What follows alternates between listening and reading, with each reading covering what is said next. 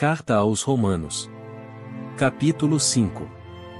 Tendo sido, pois, justificados pela fé, temos paz com Deus, por nosso Senhor Jesus Cristo, pelo qual também temos entrada pela fé a esta graça, na qual estamos firmes, e nos gloriamos na esperança da glória de Deus.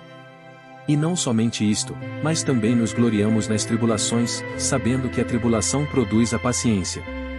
E a paciência a experiência, e a experiência a esperança. E a esperança não traz confusão, porquanto o amor de Deus está derramado em nossos corações pelo Espírito Santo que nos foi dado. Porque Cristo, estando nós ainda fracos, morreu a seu tempo pelos ímpios. Porque apenas alguém morrerá por um justo, pois poderá ser que pelo bom alguém ouse morrer. Mas Deus prova o seu amor para conosco, em que Cristo morreu por nós, sendo nós ainda pecadores.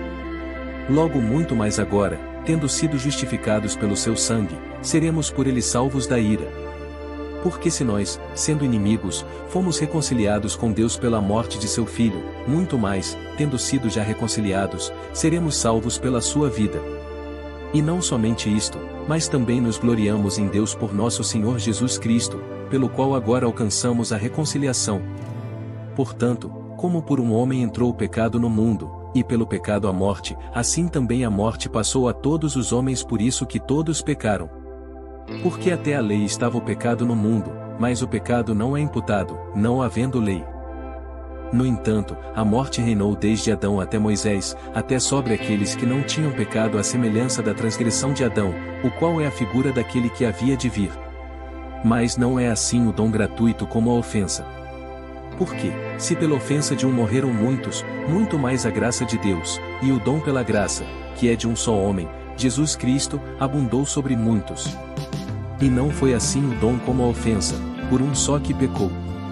Porque o juízo veio de uma só ofensa, na verdade, para condenação, mas o dom gratuito veio de muitas ofensas para justificação.